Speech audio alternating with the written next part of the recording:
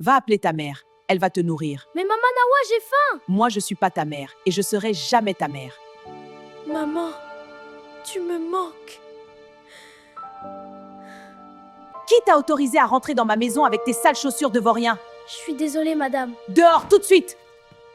Rends-moi l'argent que tu as volé, sinon je vais te faire souffrir. Mais maman, ce n'est pas moi, tu le sais très bien. Depuis que sa mère n'est plus de ce monde, ce pauvre garçon se fait maltraiter par sa marâtre tous les jours. Ça me rend triste. Je t'avais dit de ne pas faire ça! Tu vas m'écouter maintenant! Tiens, ça t'apprendra! À genoux, tout de suite! Tiens, mange ceci.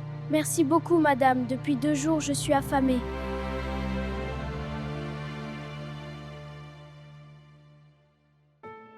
Dans la ville de Cocody, vivait un garçon nommé Conan.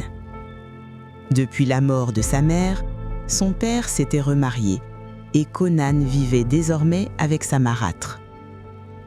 Dans la maison, la vie n'était pas facile pour lui. Très souvent, Conan regardait ses demi-frères manger pendant qu'il restait silencieux, à l'écart. Va appeler ta mère. Elle va te nourrir. Mais maman Nawa, j'ai faim. Moi, je suis pas ta mère et je serai jamais ta mère. Maman, pourquoi m'as-tu abandonnée? Tu me manques énormément. Ce vaurien de garçon ira bientôt rejoindre sa mère. Ce n'est qu'une question de temps. La nuit tombée, la porte d'entrée s'ouvre. Kofi rentre, chemise débraillée, serviette sous le bras. Il sent le travail, la fatigue et la bière du maquis où il a dîné. Pourquoi j'entends l'enfant sangloter encore là? Chérie, je te jure, j'ai préparé, j'ai servi. Il a refusé de manger. Il dit que ma cuisine pue. Il dit que sa vraie mère cuisinait mieux. Conan! C'est vrai ça? Non, papa. Minuit passé, Abidjan est mouillé. La pluie tape fort sur l'étole. Dans l'appartement, tout le monde dort, sauf Conan. Il est dehors, sur le balcon, couché sur une natte trouée. Cet enfant est un caillou dans ma chaussure. Tant qu'il est là, Kofi pense encore à cette femme-là. Alors fais en sorte que ton mari choisisse entre la paix et la vérité. Les hommes choisissent toujours la paix. Je vais le briser doucement, comme on casse un œuf, sans faire de bruit. Sur le balcon, Conan est réveillé. Il a tout entendu. Il se recroqueville sur la natte. La pluie continue. Cette nuit-là, Conan plonge dans un sommeil lourd. Et dans ce sommeil, quelque chose arrive. Il plonge dans un univers sacré. Mon fils, je te vois. Je vois tout. Maman, elle veut me détruire. Pourquoi tu m'as laissée? Je ne t'ai pas laissé. Je suis là où le vent passe.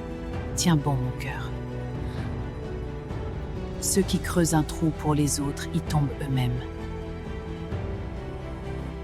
Ne pleure plus. Chaque larme que tu verses, je la compte. Conan se réveille en sursaut. La pluie s'est arrêtée. Le silence est total. Il ne sait pas encore ce que ce rêve signifie. Mais quelque chose a changé dans l'air de cette maison cette nuit-là. Le lendemain matin, Awa se lève, va à la cuisine et c'est là qu'elle la sent. Une douleur brûlante au bras gauche. Elle retrousse sa manche, une marque rouge en forme de main, exactement là où elle avait frappé Conan 3 jours plus tôt. Elle reste immobile devant l'évier. Awa regarde autour d'elle, mais elle ne voit personne. Elle va s'habiller et décide de garder que silence. Ce n'est rien de grave. Je ne dois pas paniquer. Mais elle a peur. Pour la première fois depuis longtemps, Awa Diomandé a vraiment peur. Le dimanche, jour de culte, Awa est là, au premier rang.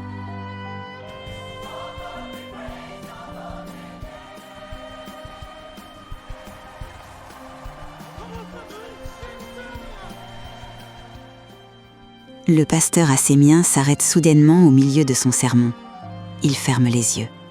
L'assistance se fige. Sa main reste levée. 200 personnes retiennent leur souffle. Il y a quelqu'un dans cette salle qui fait souffrir un enfant sans défense. Un enfant dont la mère n'est plus là pour crier. Mais l'Éternel m'a dit ce matin, les prières d'une mère ne meurent pas avec elle. Des murmures traversent l'assemblée. Quelques têtes se tournent. Mais Hawa ne bouge pas. On ne combat pas un orphelin, car derrière lui, il y a une armée invisible. Elle essaie de se lever. Ses jambes ne répondent plus. Elle tombe à genoux sur le sol de l'église. Les gens autour pensent que c'est le Saint-Esprit. Ils ne savent pas encore que c'est la peur. Si tu aimes mon fils, abonne-toi à ce compte et mets un j'aime sur cette vidéo avant de continuer. Le soir même, Kofi est rentré tôt. Il a entendu parler de l'incident à l'église. Un ami lui a envoyé un message. Il attend, assis à la table, sans allumer la télé. Hawa, assieds-toi. Qu'est-ce qui s'est passé à l'église aujourd'hui? Mon mari, c'est quoi cette question? Le pasteur fait ça à tout le monde, c'est son travail. C'est des coïncidences. Les gens voient ce qu'ils veulent voir.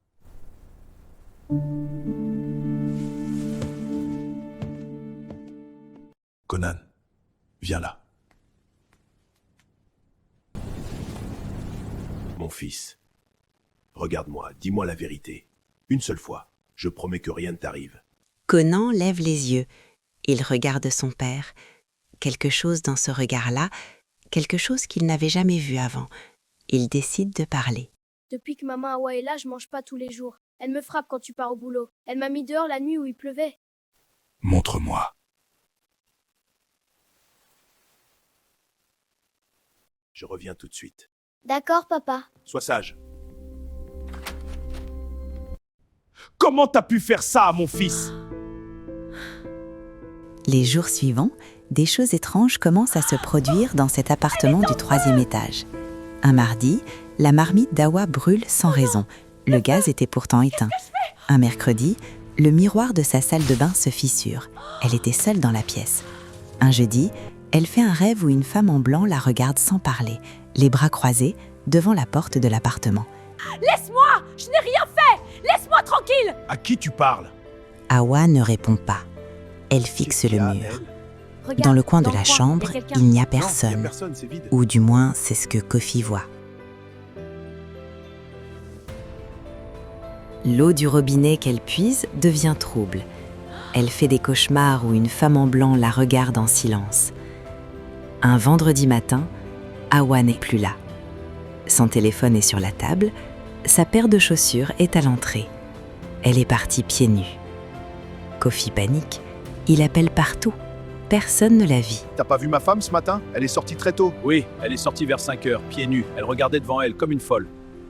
Elle est au cimetière de Williamsville, assise par terre, devant une tombe. C'est la tombe de la mère de Conan. Hawa est assise là, les genoux dans la terre, les mains à plat sur la pierre. Elle répète doucement, encore et encore. Je suis désolée. Je suis désolée.